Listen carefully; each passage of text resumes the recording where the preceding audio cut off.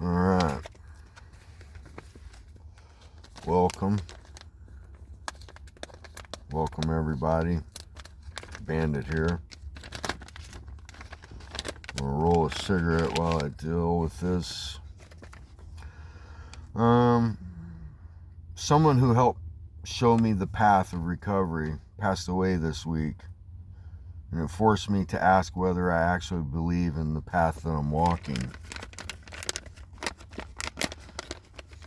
You know, when I came into recovery and out of rehab in 1997, a man named Chuck Negron came to cry help, the rehab recovery place that I was in, and showed me kindness and compassion and would take me out of cry help and take me around to meetings and introduce me into the fellowship of recovery, and showing me around the clubhouses. And you know, I met my sponsor, a good friend that I cherish dearly, Kelly. You know, took me to a meeting in West Hollywood where I met one of the coolest guys in the world, my sponsor, Kelly. But Chuck, you know, Chuck Negron was a man that had great love for recovery. And, you know, he's a fucking big rock star too, you know what I mean? And, you know, most people, I didn't fucking care about their story. I didn't believe anybody, but Chuck I believed, you know what I mean? Because any guy that goes through multi-millions of dollars through Quaaludes and alcohol, you know, he was just a cool fucking guy, man. And I loved Chuck dearly. And, you know, losing him this week was not a shock, but it was impactful in my life. He was a very impactful person to me in my life and my recovery. And I didn't come here today because I feel strong. I came because I didn't quit, you know. This is episode number 5, and it will be titled Faith Under Fire. And I dedicate this to Chuck Negron. This week broke me a little, you know. Let me get a fucking lighter here.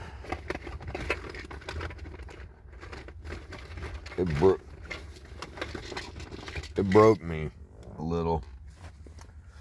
You know, Chuck Negron passing, and you know, he was a big connection to my early recovery. Oh, and this is not a joint, it's a fucking cigarette that I just rolled. Buglers. In case anybody's wondering, which I don't give a fuck. You know, I'm coming up on 6 months and not feeling triumphant at all. I'm feeling broken and shaken, you know, about, do I believe in what I talk, you know, about? You know, I'm working with guys, and we, you know, I encourage them and talk to them about God, but I'm not feeling God. God's being silent in my world right now, and I feel like a fucking hypocrite. It's very hard for me to continue help inspiring others about faith in God when I'm not fucking feeling it, and I'm not inspired, and I'm not in faith. You know, yelling at God this week, you know, I spent 33 minutes fucking yelling and doing it on a video, and I uploaded it to YouTube, and they were like, no, we're not accepting that video. So, anyway, I'm going to be kinder on this one. I have a lot of doubt in God right now. I have a lot of doubt in my faith and my connection to God. And I'm lonely. I feel lonely. Even though I have a whole community of people around me in my profession and in my recovery and in my life, I still feel alone. It's hard for me to let people in. I'm like a feral cat. I'm hard to pet. That's what my sponsor says. I'm hard to pet. And that physical pain, the fucking gout. I still can't shake this gout thing. Not to mention all the financial pressure of fucking being completely broke. You know what I mean? It cost me money to be of service and do hair. And I make no fucking money at it. It just blows my fucking mind. I used to make $7,000 a week doing fucking hair. In the fucking heydays, and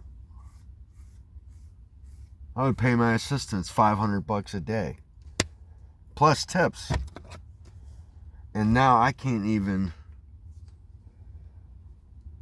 buy a fucking pack of cigarettes. I gotta take fucking rolling cigarettes from a homeless person because they were kind enough to give me cigarettes.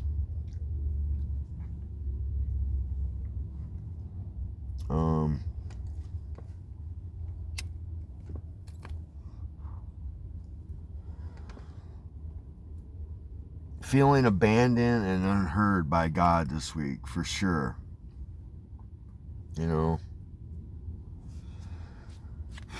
Seems like the world doesn't want my truth, and then around the rooms of recovery, they always say, fake it till you make it. I spent my whole life faking it. And the world doesn't seem like it wants the truth. It wants my truth. I'm fucking rigorously honest and brutally honest with everyone and myself, and people don't want that. They want the illusion. They want the fake. They want fake. Fake it till you make it. No one fucking makes it. Everybody's fucking faking it.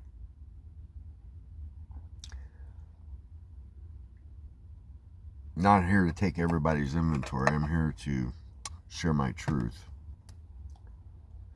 I questioned everything this week. I didn't feel guided. God was silent,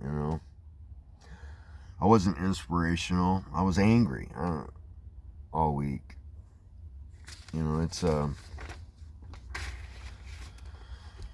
It's just, I'm just spent. There's a spiritual paradox, you know what I mean? It's like, I show up, I do the work, showing up, being of service, but not feeling rewarded. Nobody talks about this part, when you do everything right and still feel lost.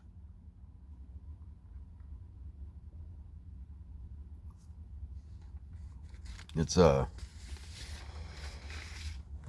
trip, man. I guess the illusion that I'm confronting is, I thought faith meant clarity. But maybe faith means walking without clarity.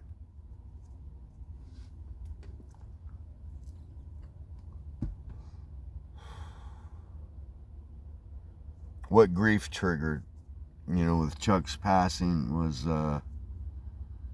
it was kind of like a mirror. It forced me to look at, who am I becoming? Am I actually living my life?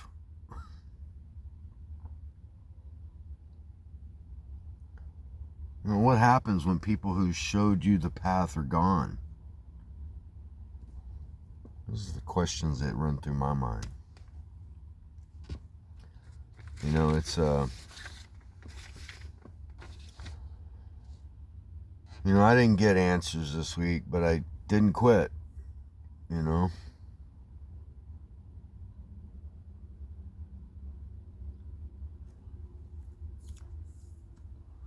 Maybe the miracle isn't feeling good at all.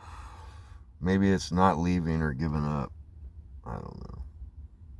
I'm still sober, still here, still filming. I'm still choosing honesty.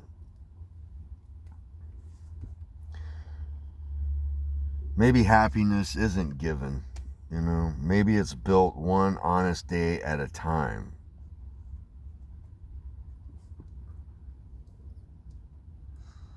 And today, I'm still building, you know.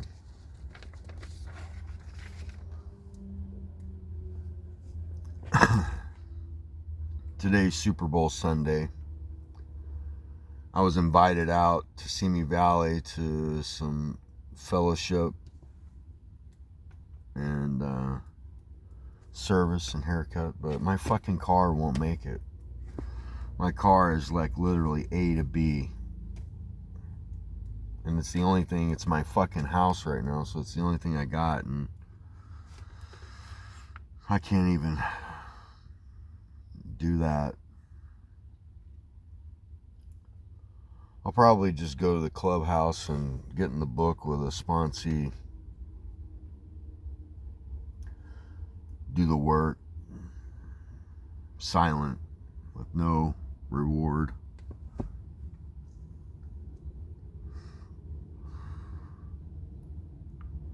You know, it's Sunday today, February 8th, I believe.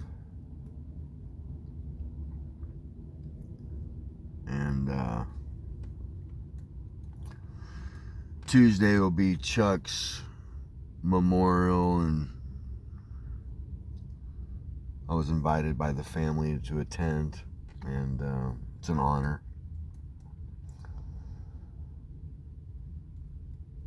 What a great man Chuck Negron was.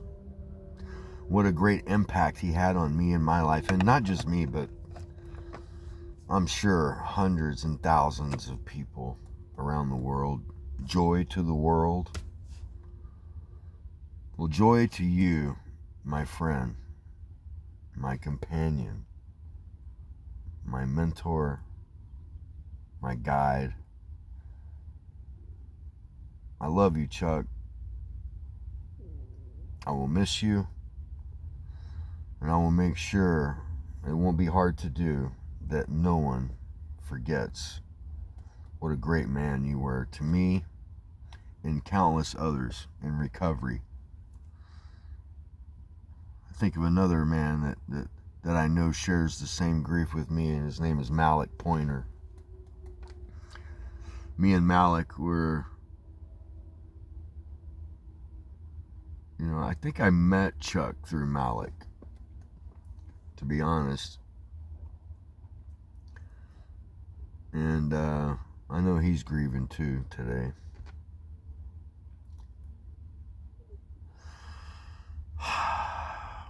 I miss my friend. My heart goes out to Amy, his wife, who I love dearly.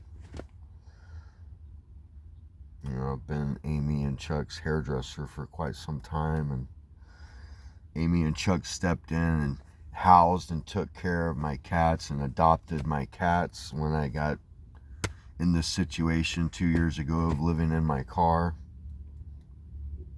I'm forever grateful to them for that, and so much more. And yeah, I just feel like God's silent. I don't feel God. I don't hear God. I'm not getting any inspired action. It's just like a dial tone. And I just wish that God would talk to me, inspire me, or give me some direction, man.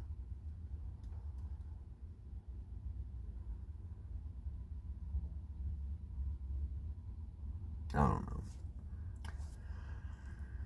Try to leave you guys with some hope.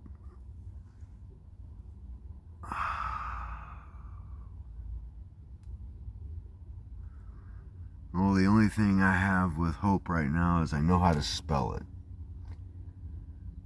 HOPE. Honesty, open-mindedness, perseverance, and evolve. Huh. That's interesting. Anyway, Bandit here. Love you guys. Thanks for showing up.